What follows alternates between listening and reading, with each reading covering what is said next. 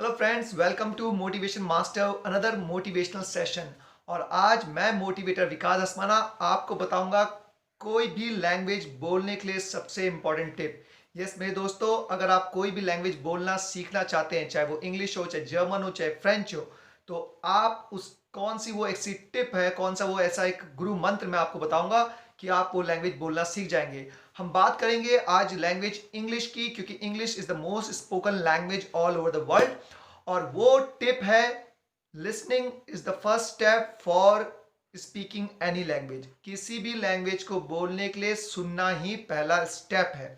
या a good listener is always a good speaker. अच्छा श्रोता ही अच्छा वक्ता होता है। जो अच्छा सुनता है वही अच्छा बोलता है। इसे समझते हैं कैसे। फ्रेंड्स, आपने हिंदी कैसे सीखी या हमने हिंदी कैसे सीखी, इस पे चलते हैं, क्योंकि हिंदी भी एक लैंग्वेज है। हम हिंदी कैसे बोलना सीखे। सबसे पहला शब्द जो हमने सीखा वो है माँ। तो क्या हमने वो शब्द सीखने के लिए हमें किसी कोचिंग इंस्टीट्यूट गए, क्या हमने कोई ग्रामर की किताब उठाई, या हमने कोई क्लासेस ज्वाइन की? नहीं, हमने वो शब्द अपनी माँ से सुना। जब उन्होंने बोला कि माँ माँ माँ बोलो, तो हमने भी वो शब्द माँ माँ माँ माँ बोला। पर क्या हमने वो शब्द पहले दिन ही सही बोला? नहीं, हमने वो शब्द म म करके कुछ 2-3 महीनों में या कुछ दिनों बाद हम माँ बोलना सीख गए। वैसे ही हम हिंदी के और शब्दों को भी सीखे। जैसे किसी ने हमसे बुलवाया कि पापा बोलो, किसी ने बोला रोड, किसी ने बोला खाना, किसी ने बोला पानी। तो क्या हमने उन सभी शब्दों को पहले दिन से ही सही उच्चारण किया? बिल्कुल नहीं। और इससे उम्र से कोई लेना देना नहीं है यहाँ पर कि हम बहुत छोटे थे तो आप सोच रहे होंगे कि उस समय हम बोल नहीं पाते थे। ऐसा नहीं है।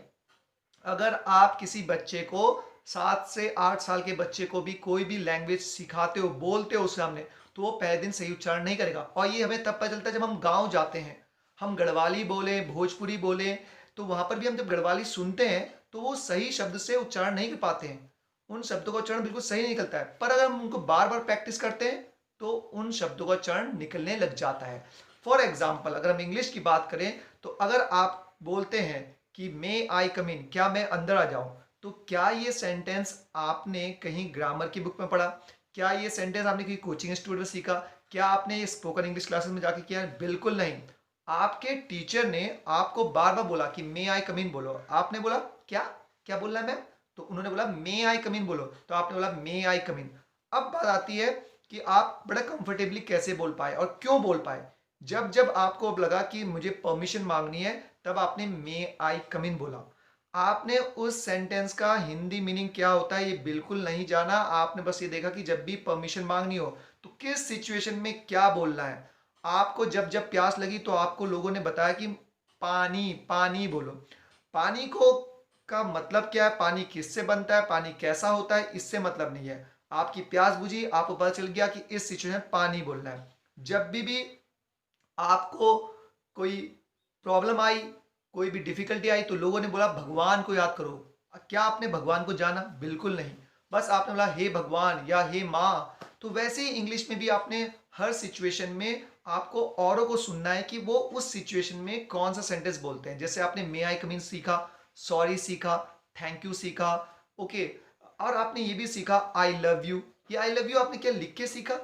क्या आपने कोई ग्रामर की किताब में पढ़ा? बिल्कुल नहीं। पर हमने बड़े कंफर्टेबली बोलते हैं I love you, I don't love you, do you love me, why do you love me. ये सेंटेंस तो आप बड़े कंफर्टेबली बोल लेते हैं कि मैं तुमसे प्यार करता हूं, आई लव यू। तो आपको ये पता चला कि जब भी किसी को एक्सप्रेस करना है अपनी फीलिंग्स, तो आई लव यू आपने सुना तो बोला। आपने जितने सेंटेंस आप इंग्लिश में कंफर्टेबली बोल लेते हैं, वो सेंटेंस आपने कभी लिख के नहीं सीखे। जैसे help me, sorry, may I come in, what's your name, where do you live, how are you. और जब भी किसी ने आपको बोला हाउ आर यू, तो क्या आपने सोचते हो आप कि मैं इसका जवाब क्या दूं? आपको बचपन से बताया गया है हाउ आर यू का जवाब क्या आएगा? I am fine. और इसीलिए बहुत बार जब हम खुश नहीं भी होते, फाइन नहीं बोलते, तो भी लोग बोलते हैं हाउ आर यू, तो हम बोलते हैं आई एम फाइन।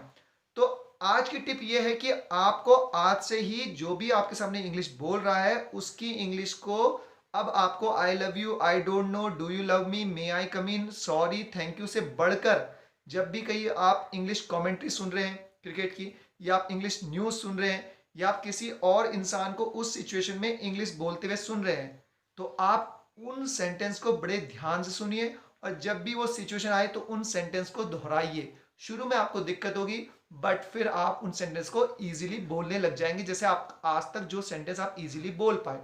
तो ये था हमारा पहला टिप आज की कि listening is the first step for speaking any language.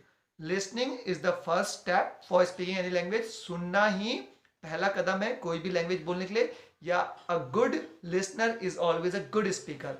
अच्छा श्रोता ही अच्छा वक्ता होता है। तो फ्रेंड्स, ऐसे ही मोटिवेशनल टिप्स के लिए आप चैनल को कर लीजिए सब्सक्राइब, और अगले वीडियो में मैं आपको एक और मोटिवेशनल टिप बताऊंगा कि how to improve your spoken English. तब तक have a nice time and all the best.